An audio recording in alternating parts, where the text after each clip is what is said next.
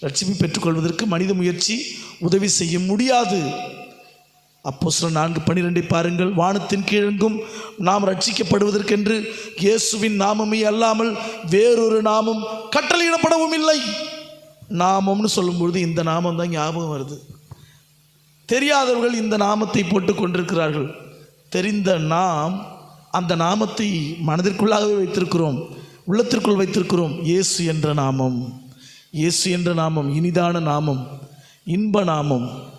அருமையான தேவ ஊழியர்களே, தேவ ஜனங்களே, மனித முயற்சியால் கூடாதவைகள் நிறைய இருக்குது. அதில் முக்கியமாக ஒருபோதும் கூடாத ஒரு காரியம் ரட்சிப்பு, மீட்பு, பாவ மன்னிப்பு, ஒழுக்க நெறி என்று பல்வேறு வார்த்தைகளால் சொல்லப்படுகிற பாவத்திலிருந்து விடுதலை.